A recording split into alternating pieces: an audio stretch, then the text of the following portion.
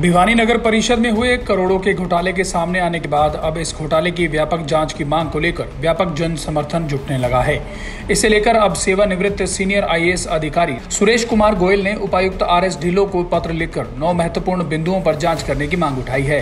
इसी को लेकर उन्होंने भिवानी में पत्रकार वार्ता आयोजित कर नगर परिषद में हुए घोटालों को लेकर जिला प्रशासन से पिछले 5 वर्षों की अकाउंट की फोरेंसिक जाँच करवाने की मांग उठाई। डॉक्यूमेंट्स बहुत कम है, जो कागजात है ना, जो सरकारी डॉक्यूमेंट्स हैं उन तक हमारी पहुंच बहुत कम है। We have only the copy of the FIR है ना, एफआईआर नंबर 149 की कॉपी हमारे पास है। उसमें तो वो जो है 4-6 चेक हैं, वो कह रहे हैं कि 18-19 में जो है इन्होंने पास किए हैं। अब ये भी एक जांच का विषय है कि उसके ऊपर जो दस्तखत हैं चेकों में, चेयरमैन कह रहे हैं मेरे दस्तखत वो नहीं है। मेयर जो थे उस टाइम के अपने, वो कह रहे हैं कि तत्कालीन मेयर ने कहा कि मेरे दस्तखत नहीं है। ये जांच का विषय है।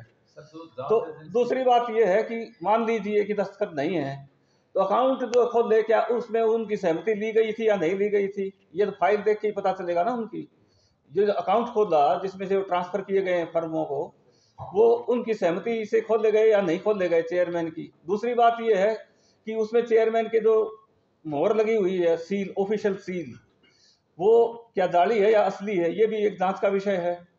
और अगर वो असली है तो वो उस आदमी की पहुंच जो जिसने ये फर्जीवाड़ा किया है, मान लो चेयरमैन के दस्तखत नहीं है, तो उनकी पहुंच कैसे हो गई उन सील तक। और दूसरा, वो खाते जो है वो कैसे खुले उनकी मंजूरी के बिना चेयरमैन की। तो ये सब व्यापक जांच का विषय है। ये सारा ऑडिट से सामने आएगी सच्चाई। मेरी किसी से दोस्ती नहीं है, मेरी किसी से दुश्मनी नहीं है। मैं ये नहीं कहता कि भाई कौन इन्वॉल्व है कौन नहीं है, ये this is too early to say. इसके साथ ही उन्होंने भिवानी शहर में प्रॉपर्टी आईडी में जो बदलाव किए गए हैं उन्हें जनता के सामने विभिन्न प्रचार माध्यमों से अपील भी उपायुक्त से की है, ताकि अधिक से अधिक प्रभावित लोगों की शिकायत को दर्ज करने का रास्ता बन सके। उन्होंने यह भी कहा कि बैंकों के अलावा जिन प्राइवेट फर्म्स के खाते में पैसा गया है उन्हें भी जांच कमेटी अभियुक्त बनाए, ताकि दूध का दूध व पानी का पानी हो सके। रिटायर आईएएस अधिकारी सुरेश कुमार गोयल ने पत्रकार वार्ता के दौरान भिवानी में पिछले 1 दशक से सार्वजनिक स्थानों, जोहड़ों व व्यक्तिगत हवेलियों पर हुए भूमाफियाओं के कब्जों पर चिंता व्यक्त करते हुए कहा कि भिवानी शहर भूमाफियाओं की गिरफ्त में है।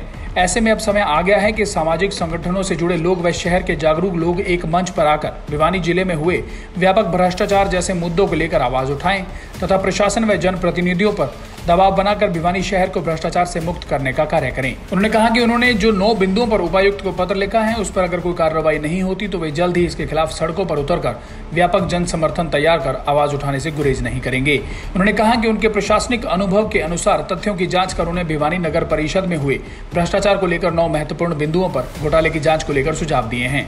ऐसे में प्रशासन को व्यापक जनहित में इस पर कार्य करना चाहिए, ताकि भिवानी शहर के लोगों को भ्रष्टाचार से मुक्ति मिल सके। इस अवसर पर कई गणमान्य उपस्थित रहे। एजेंसी जो के बस की बात नहीं है, पूरे तथ्य उनके पास भी नहीं है। जब तक ये कदम जो मैंने बताए हैं, जब तक ये नहीं उठाए जाएंगे, ये एक बेसिक होमवर्क है जो मैंने जिला प्रशासन को, पुलिस को पॉइंट आउट किया है कि देखिए भाई साहब, आप ये होमवर्क करिए, you set your own house in order. ये तो पता चले कितना घोटाला है, किसने क्या क्या किया है, कितना नक्शों की उसमें हेराफेरी हुई है, कितनी प्रॉपर्टी आईडी में हेराफेरी हुई है, कितना जो है वो पैसे यहाँ के से फंड्स में चले गए, कितनी ठेकेदारों के साथ कोई फेवर हुआ नहीं हुआ है। इन तथ्यों को तो ऑडिट के और ये जो मैंने बताए हैं कदम, उसके बाद ही पता चलेगा। और कितनी जोड़ की जमीन दब गई या क्या हो गया, या जो पब्लिक फैसिलिटीज की भी बात आ रही है। ये मेरा किसी से राग द्वेष नहीं है। ये तो जो है जब ऑडिट होगा पूरी तस्वीर होगी। अभी तो ये नहीं पता है भाई साहब कि ये करोड़ों में घोटाला है या अरबों में है।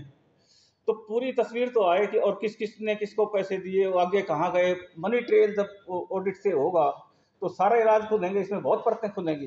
जो मैंने ये कदम बताए हैं, अगर ये ठीक कारगर ढंग से उठा ली जाए, कोई बचेगा नहीं, ये मैं गारंटी देता हूँ। मैंने बहुत इसमें मेहनत की है और बहुत दिमाग से ये सारी चीज़ें सोच के बनाया है। ये जो मैंने ये जो अपने सुझाव दिए हैं, इसमें मेरा 34 साल का, ये समझिए कि 17 साल एज एक्सीएस ऑफिसर, 17 साल एज आईएएस ऑफिसर मेरा प्रशासनिक अनुभव, और जो उसके बाद रिटायरमेंट के बाद का अनुभव है, वो सारा सबका निचोड़ इसमें है।